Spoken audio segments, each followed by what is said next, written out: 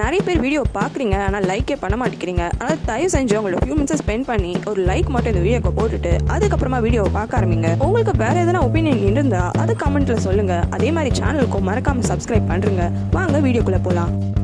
Police ஸ்டேஷன்ல park, அங்க இருக்கிற போர்டில் ஹைஜீனோட டிராயிங்கு, அதுக்கப்புறமா ஒரிஜினல் போட்டோ, கீழே இன்னொரு ஆளோட டிராயிங்கு, அதுக்கப்புறமா அந்த ஆளோட ஒரிஜினல் போட்டோவை எல்லாத்தையுமே பின் பண்றான். அதுக்கப்புறமா அவனோட ஹெட் ஆஃபீஸர் கிட்ட இந்த ஆளோட டிராயிங்கை பார்த்தா அது இந்த ஆள் தான் உங்களால கண்டுபிடிக்க முடியுதான்ட்டு கேட்குறான். முடியுதுன்னு அவரும் கண்டுக்காம பதில் சொல்றாரு. பார்க் உடனே, நான் விளையாட்டுக்கு சொல்லல, அமெரிக்கால உண்மையாலுமே இப்படி ஒரு விஷயம் நடந்திருக்கு, இந்த டிராயிங்கை வச்சு இந்த ஆளை கண்டுபிடிச்சிருக்காங்க, இப்ப என்னதான் நீ சொல்ல ட்ரை பண்றேன்னு அவரும் கேக்குறாரு. அதுக்கு பார்க்கு, இந்த மாதிரி லோ குவாலிட்டியா இருக்குன்னு டிராயிங் எல்லாத்தையும் ஒதுக்க கூடாது, அதையும் நம்ம தீர ஆராயணும், அப்பதான் நம்மளுக்கு யாரு ரியல் குற்றவாளின்னு தெரிய வரும்னு சொல்றான். இவன் இவ்வளவு சொன்னாலும் அவர் இந்த கேஸ்ல இன்ட்ரெஸ்டாவே இல்ல. சரி, நீங்க போன வாட்டி சொன்னீங்கல்ல, அந்த சீரியல் கில்லர் எப்பவுமே பண்ணும்போது அவனோட வேலையா இருந்தா ஒரு ஒர்க்கை பண்ணி வச்சுட்டு போறான்ட்டு, அது என்ன ஒர்க்குன்ட்டு கேக்குறான். ஆனா ஹெட் ஆபீசர் பார்க் ஓட்டவாயி, அதனால சொல்ல முடியாதுன்ட்டு சொல்லிடுறான். ஆனா பார்க்க, இல்ல ப்ராமிஸா, கொஞ்சோண்டு சொல்லுங்க, நான் கண்டிப்பா நான் யார்ட்டையும் சொல்ல மாட்டேன்ட்டு ப்ராமிஸ் பண்றான். அந்த சீரியல் கில்லர் யாரெல்லாம் கொலை பண்ணானோ அவங்க உடம்புக்குள்ள ஏதோ ஒரு பொருளை வச்சுட்டு போயிடுறான். அது எப்பவுமே டெட் பாடியை போஸ்ட்மார்ட்டம் பண்ணும் போது கிடைச்சிருக்கு. ஆனா இந்த ஹைஜீனோட பாடியை அந்த மாதிரி போஸ்ட்மார்ட்டம் பண்ணும் போது அந்த மாதிரி எந்த ஒரு விஷயமே கிடைக்கலன்ட்டு சொல்றான். ஏதோ உடம்புக்குள்ள போட்டான்னு சொல்றீங்க, அது என்ன விஷயம்ட்டு பார்க் கேக்குறான். ஆனா ஹெட் ஆஃபீஸர் அந்த விஷயம் எல்லாம் சீக்ரெட், வெளியில சொல்லக்கூடாதுன்ட்டு சொல்லிடுறான். பார்க்கு திரும்பியும் கேட்க வரும்போது கரெக்டா போன் கால் வருது. அவரும் எடுத்து அட்டன் பண்றாரு. அவரும் போன்ல அவங்க என்ன சொல்றாங்களோ அந்த டீடைல்ஸ் எல்லாம் வாங்கிக்கிறாரு. பார்க் உடனே டென்டல் ஆபீஸ்ல இருந்து கால் பண்ணாங்களான்ட்டு கேக்குறான். ஆமா, 5 வருஷத்துக்கு முன்னாடி அந்த ஹைஜீன் அந்த டென்டல் ஆபீஸ்க்கு தான் போயிருக்கா. இந்த டென்டல் ஆஃபீஸ்க்கு அந்த டெட் பாடியோட டென்டல் ரெக்கார்ட்ஸ் அனுப்பிடு, அவங்கள ஹைஜீனோட டென்டல் ரெக்கார்ட்ஸோட செக் பண்ணிட்டு மேட்ச் ஆகுதான்னு ரிப்ளை பண்ண சொல்லுன்ட்டு சொல்றான். அவர் சொன்ன அடுத்த செகண்டே பார்க்கும் போய் ஃபோன் பண்ணி அது விஷயமா என்ன ஏதுன்ட்டு பாக்குறான். காயிங்க இன்டர்வியூ முடிச்சுட்டு யூனாவை தான் வந்து மீட் பண்றா. யூனாவும் ரொம்ப ஆர்வமா என்ன நடந்ததுன்ட்டு கேக்குறா.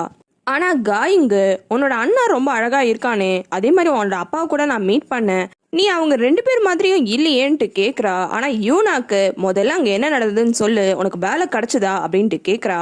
காயிங்கும் ரொம்ப கான்பிடண்டா, நான் இவ்வளவு அழகா இருக்கேன், எனக்கு போய் யார் வேலை தர மாட்டேன்னு சொல்ல போறாங்க, வேலை கிடைச்சிருச்சு, செக்ரட்டரி ஆபீஸ்ல தான், ஏதோ ஒன்று வேலை கிடைச்சிருச்சா, நான் உனக்கு பண்ண ப்ராமிஸை நான் முடிச்சுட்டேன், நீ எனக்கு பண்ண ப்ராமிஸ் எங்க, யார் அந்த கொலைகாரன்ட்டு கேட்குறா. யூனா கேட்டதுக்கு அப்புறமா தான் காயிங்க அவளோட ஃபோனை எடுக்கிறா. எடுத்தவன் ஃபோனில் எதையோ தேடிட்டு அதை யூனா கிட்ட கொடுக்குறா. யூனா அந்த ஃபோட்டோஸ்லாம் பார்க்குறா. அன்னைக்கு காயிங்கோட ஃப்ரெண்ட்ஸ் நைட்டு லேடி பாய்னு ஒரு ஆளை பார்த்துருப்பாங்க. அந்த ஃபோட்டோஸ் தான் அது. அதை பார்த்து யூனாக்கு ஒன்றுமே புரியல, என்ன இதுன்ட்டு கேட்குறா. அதுக்கு காயிங்கு, நீ கேட்ட கொலைகாரன் இவன் தான் அப்படின்ட்டு சொல்றா. யூனா அப்பவும் டவுட்டா அந்த போட்டோஸ்லாம் பார்க்கும்போது காயுங்க கோவம் வந்துருது. என்ன, இவனை பத்தி உனக்கு தெரியாதா, இவன் பேரு லேடி பாய், இவன் பையன், ஆனா பொண்ணு மாதிரி ட்ரெஸ் பண்ணிட்டு ரொம்ப கேவலமா நடப்பான், இவனோட டார்கெட்டே பொண்ணுங்க தான், பொண்ணுங்க மட்டும் ரோட்ல நடந்து போனா வேணுனே அவங்க முன்னாடி போய் நின்று எதனா ஒரு விஷயத்த பண்ணுவான், நம்ம ஏரியால 1ஆம் நம்பர் பர்வர்ட்டே இவன் தான் அப்படின்ட்டு இவனை பத்தி சொல்லி முடிக்கிறா. இதெல்லாத்தையும் கேட்ட யூனாவும், சரி ஓகே, ஆனா இவன் தான் கொலைகாரன்னு எப்படி நீ சொல்றன்ட்டு கேக்குறா. உடனே காயிங்கோ யூனாவோட காது கிட்ட போயிட்டு ஏதோ ஒரு விஷயத்த சொல்றா. அதை கேட்டோடனே யூனா ரொம்பவே ஷாக் ஆகி பயந்துடுறா. இந்த விஷயம் நடந்தது, அதனால தான் நானே இந்த விஷயம் உண்மையா இல்லையான்னு செக் பண்றதுக்காக அன்னைக்கு நைட்டு வெளியில போனேன். அன்னைக்கு நைட்டு தான் உன்னையும் நான் பார்த்தேன், உன் ஃப்ரெண்டு பாபுவையும் பார்த்தேன், நீ சொல்றதுலாம் ஓகே, ஆனா எந்த எவிடன்ஸுமே இல்லையேன்ட்டு கேக்குறா. அதுக்கு உடனே காயுங்க கோவம் வந்துடுது. இங்க பாரு, எவிடன்ஸ் யாருக்கு வேணும்னா யார் இந்த கேஸை ஃபாலோ பண்றாங்களோ அவங்களுக்கு தேவை, நான் எதுக்கு சம்மந்தமே இல்லாம எஃபர்ட்லாம் போட்டு பண்ணும், எனக்கும் இந்த கேஸுக்கும் தான் சம்மந்தமே இல்லையேன்ட்டு அவளோட போனை வாங்கிட்டு அங்கிருந்து கிளம்ப பாக்குறா. அப்ப யூனாவும் ரொம்ப கோவமா, அந்த இறந்து போனது யாருன்னு தெரியுமா, ஹைஜீன் மிஸ் தான் அப்படின்ட்டு சொல்றா. ஹைஜீன் என்ற பேரை கேட்டோன்னே காயிங்கும் ஷாக் ஆயிட்டு, விளையாடாத அப்படின்ட்டு கோவமா கத்துறா. யூனாவும் ரொம்ப எமோஷனலா, நான் ஒன்னும் விளையாடல, நானும் உண்மையை தான் சொல்றேன்ட்டு சொல்றா. பாபு அவனோட வீட்டுல தூங்குறான், ரொம்பவே நல்லா தூங்கிட்டு இருக்கான். அவனுக்கு போன் வர்றது கூட தெரியல. கால் பண்றது யூனா தான். யூனாவும் கால் பண்ணி இவன் எடுக்காததுனால, அந்த கொலைகாரன் யாரு நான் கண்டுபிடிச்சிட்டேன், எனக்கு திரும்பி நீ கால் பண்ண, நான் சொல்றேன்ட்டு மெசேஜ் பண்றா. யூனா இப்பெல்லாம் மெசேஜ் பண்ணும்போது ஹன்ஸோட வீட்டுல தான் இருக்கா. இவளும் ஹன்ஸும் சேர்ந்து திரும்பியும் ஏதோ ஆர்ட் ஒர்க் பண்றாங்க. ஹன்ஸுக்கும் அது எப்படி பண்றதுன்னு டவுட் வருது. உடனே யூனா தான் ஹெல்ப் பண்றா. யூனா இப்படி ஆர்வமா ஹெல்ப் பண்றத பார்த்தோன்னே ஹன்ஸுவும், உனக்கு கிளாஸ் ஆர்ட்ஸ்னா ரொம்ப பிடிக்குமான்ட்டு விசாரிக்கிறா. ஆனா அதுக்கு யூனா, எனக்கு கிளாஸ் ஆர்ட்ஸ்லாம் பிடிக்காது, என்னோட அம்மா ஹெல்ப் பண்ண சொன்னாங்க, அதனால தான் நான் ஹெல்ப் பண்ணேன்னு ஹன்ஸு கிட்ட பேசுறதை விட அவளோட போனை தான் அவன் முக்கியமா பார்த்துட்டே இருக்கா. ஹன்ஸுவும், சரி ஓகே, டைம் ஆயிடுச்சுல, உன்னோட அம்மா வெயிட் பண்ண மாட்டாங்களா உனக்காகன்ட்டு கேட்குறா. இல்ல நான் அம்மா கிட்ட உங்க கூட இருக்கேன்னு சொல்லிட்டேன். ஆனால் எந்த கவலையும் இல்லன்ட்டு யூனா சொன்னோனே ஹன்ஸுக்கும் ரொம்ப சந்தோஷமா இருக்கு. அப்படியா? அப்ப நம்ம 2 பேரும் சேர்ந்து இதே மாதிரி டெய்லியும் மீட் பண்ணலாம். ஓகேவா? அப்படின்ட்டு கேக்குறா. யூனா ஆனா வேற ஏதோ பிளான்ல இருக்கா. அதனால ஆர்வமே இல்லாம சைலண்டாவே உட்கார்ந்திருக்கா. அப்ப சைடுல அந்த டிராயிங்க கவனிக்கிறா. இந்த டிராயிங்க பார்த்துட்டே இருக்கும்போது திடீர்னு அவளோட போனுக்கு ஏதோ மெசேஜ் வருது. காயுங் தான் இன்னும் 30 நிமிஷத்துல அந்த பிளேஸ்ல மீட் பண்ணலான்ட்டு அனுப்பிச்சிருக்கா. இவளுக்கு மெசேஜ் வந்ததை பார்த்த ஹன்சுவும் யார் அனுப்பிச்சிருக்கா அப்படின்ட்டு கேக்குறா. ஆனா டக்குன்னு யூனா அந்த போனை எடுத்து அவளோட சீட்டுக்கு அடியில வச்சு மறைச்சிடுறா. ஹன்ஸோட கான்சென்ட்ரேஷனை டைவர்ட் பண்ணுன்றதுக்காக அந்த டிராயிங் யாருது அப்படின்ட்டு கேக்குறா. ஹன்ஸும் அதுக்கு எனக்கு தெரிஞ்ச அந்த டிராயிங்க ஹைஜின் மிஸ் தான் வரைஞ்சிருப்பாங்கன்னு நினைக்கிறேன் அப்படின்ட்டு சொல்றா. இதை கேட்டு யூனாக்கே ஷாக் ஆகுது. ஆமா, நான் ஃபர்ஸ்ட் இந்த வீட்டுக்கு வரும்போது இதுக்கு முன்னாடி இருந்த கர்டைன்ஸ் டெக்கரேஷன்ஸ்னு எல்லாமே முன்னாடி இருந்த ஆள் பண்ணதுன்னு சொன்னாங்க. நான் எல்லாத்தையும் மாத்திட்டேன். ஆனா இந்த டிராயிங்கை மட்டும் என்னால் தூக்கி போடவே முடியல. இது பார்க்கும்போது ஒரு அம்மாவோட பாசம் அப்படியே மனசுக்குள்ள எனக்கு வந்துடுது. அதனால தான் தூக்கி போடாம வச்சிருக்கேன்ட்டு சொல்றா. இது எல்லாத்தையுமே கேட்டுட்டு யூனாமோ அந்த டிராயிங் கிட்ட வந்துடுறா. வந்தவ இந்த டிராயிங்கை பார்த்தா உங்களுக்கு ரொம்ப வார்மா ஃபீல் ஆகுது நான் சொன்னீங்க அப்படின்ட்டு கேட்குறா. ஆமா, நல்லா பாரு இந்த டிராயிங்க. அந்த அம்மா எவ்வளவு பாசமா அவங்களோட குழந்தைய தூக்கிட்டு இருக்காங்க. ஒரு அம்மாவோட பாசம் ஏக்கம் எல்லாமே இந்த டிராயிங்ல ஓவராலா எனக்கு ஃபீல் ஆச்சுன்னு ஹன்சு ரொம்ப எமோஷனலா பேசுறா. ஆனா இந்த பேசின எந்த விஷயமே யூனாக்கு சுத்தமா பிடிக்கல. அவளோட மூஞ்சே மாறிடுச்சு. ஹன்சு என்னாச்சுன்னு கேட்கும் போது இல்ல நான் கிளம்பணும் அப்படின்ட்டு அவளோட கோட்டை எடுத்துட்டு கிளம்ப பாக்குறா. ஹன்சுவும் லேட் ஆயிடுச்சு, உண்மையாலுமே போகணுமான்ட்டு கேக்குறா. ஆனா யூனா ஹன்சு சொல்ற எந்த விஷயத்தையுமே கேட்காம அவளோட கோட்டை மட்டும் எடுத்துட்டு வீட்டை விட்டு கிளம்பி போயிடுறா. ஃபாரஸ்டுக்குள்ள ஒரு பாடஞ்ச வீடு இருக்கு. அந்த இடத்துல தான் காயுங் வெயிட் பண்ணிட்டு இருக்கா. யூனாவும் ஹன்ஸோட வீட்ல இருந்து கிளம்பி அங்கதான் போறா. ஆனா இவ போறதுக்கு லேட் ஆகுது. அதனால காயுங்கு கொஞ்சம் பயந்துடுறா. காயுங் இருக்கிற அந்த வீட்டுல இருந்து ஒரு காரு அந்த ஏரியா விட்டு வெளியில போகுது. கரெக்டா அந்த இடத்துக்கு யூனா வந்தோன்னே இப்பதான் காரும் போச்சு. அவன் திரும்பி வர்றதுக்கு ஒரு 2-3 மணி நேரம் ஆகும். அதுக்குள்ள எதனா பண்ணிடலாமா?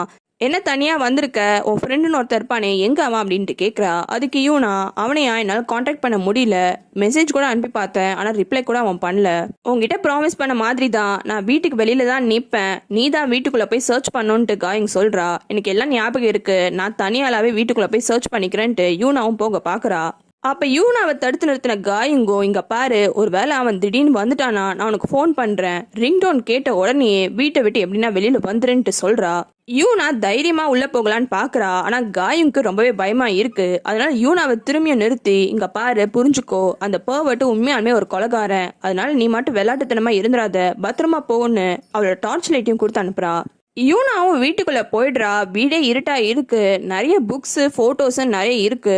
எந்த பக்கம் போறதுன்னு தெரியாம அவளும் வீட்டுக்குள்ள சுத்தி சுத்தி பார்த்துட்டே இருக்கா. காயுங்கும் வீட்டுக்கு வெளியில பதட்டமா நின்னுட்டு இருக்கா. அப்ப திடீர்னு அந்த லேடி பாய் கார்ல வீட்டுக்கு வந்துடுறான். அவனை பார்த்த உடனே யூனாவோட சைக்கிளை எடுத்து காயுங் மறைச்சு வச்சிடுறா. அந்த கார்ல இருந்து லேடி பாய் தான் இறங்குறான். காயுங்க்கும் என்ன பண்றதுன்னு தெரியல. அந்த லேடி பாயோட காரோட ஃப்ரண்ட் டயர் பஞ்சர் ஆயிருக்கு. அதனால தான் அவன் வெளியில போகாம திரும்பியும் வீட்டுக்கே வந்துட்டு இருக்கான். ஹன்சு வீட்டுல இருக்கும் போது அவளுக்கு யார்கிட்ட இருந்த ஃபோன் கால் வருது. போனை எடுத்தவளும் ஹன்சு ஜுங்கா, ஆமா அது என்னோட அக்காவோட பேர் தான், அவங்க ஹாஸ்பிட்டலுக்கு ட்ரீட்மெண்ட்டுக்கு வந்தாங்களா, ட்ரீட்மெண்ட்லாம் முடிஞ்சு வீட்டுக்கும் பத்திரமா போயிட்டாங்களா, அப்ப என்னோட அக்கா உயிரோட தான் இருக்காங்களான்னு ரொம்பவே சந்தோஷப்படுறா. அந்த லேடி பாய் திரும்பி வந்ததுனால யூனாக்கு கால் பண்றா காயுங்கு. ஆனா யூனாவோட போனு சைலண்ட்ல ஹன்ஸோட வீட்டுல இருக்கு. அதனால காயம் கால் பண்றது யூனாக்கும் தெரியல, ஹன்ஸுக்கும் தெரியல. போலீஸ் ஸ்டேஷன்ல ஃபேக்ஸ்ல ஒரு காப்பி வருது. அந்த டெட் பாடியோட டென்டல் ரெக்கார்ட்ஸும் ஹைஜீன் மிஸ்ஸோட ரெக்கார்ட்ஸும் மேட்ச் ஆகுதா இல்லையான்ட்டு அவங்க கம்பேரிசன் பண்ணி அனுப்பியிருக்காங்க. யூனா வெளியில லேடி பாய் வந்திருக்கான்ற விஷயமே தெரியாம இனிமே வீட்டுக்குள்ள தான் தேடிட்டு இருக்கா. அப்ப அவளோட கண்ணுக்கு ஒரு பிங்க் கலர் பேஸ்கெட் தெரியுது. அந்த பேஸ்கெட்டை எடுக்கலான்னு டார்ச் லைட்டை ஒரு இடத்துல வச்சுட்டு ஹைட்ல இருக்க பேஸ்கெட்டை எக்கி எடுக்க ட்ரை பண்றா. ஆனா அந்த பேஸ்கெட்டை அவளால எடுக்க முடியல. அதுவே கீழே விழுந்து கொட்டிடுது. உள்ள இருக்க போட்டோஸ் எல்லாம் பார்க்கும் போது அது எல்லாமே ஹைஜீன் மிஸ்ஸோட போட்டோஸ் தான். பார்க்கும் வந்த ஃபேக்ட்ஸை ஹெட் ஆஃபீஸருக்கு படிச்சு காமிக்கிறான். இந்த டென்டல் ரெக்கார்ட்ஸ் ரெண்டுத்தையுமே செக் பண்ணும் போது யூனிக்கான சில ஃபீச்சர்ஸ்லாம் 2 டென்டல் ரெக்கார்ட்ஸ்லுமே இருக்கு.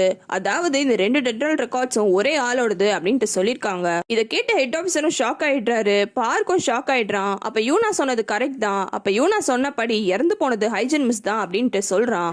பேஸ்கெட்ல இருந்து கீழே விழுந்த போட்டோஸ் எல்லாத்தையுமே எடுத்து யூனாவும் பாக்குறா. அது எல்லாமே ஹைஜீன் மிஸ்ஸோட போட்டோஸ் தான். அவ அந்த போட்டோஸை பார்த்துட்டு இருக்கும் போது அவ பின்னாடி யாரும் நடந்து வராங்க. அவளும் பயந்துடுறா. இருந்தாலும் பொறுமையா திரும்பி பாக்குறா. அந்த இடத்துல வந்து நிக்கிறது அந்த லேடி பாய் தான். அவனை அப்படி நேருக்கு நேரா பார்த்தோன்னே யூனா ரொம்பவே பயந்துடுறா. உங்களுக்கு வேற சீரிஸ் பார்க்கணும்னா கமெண்ட்ல சொல்லுங்க.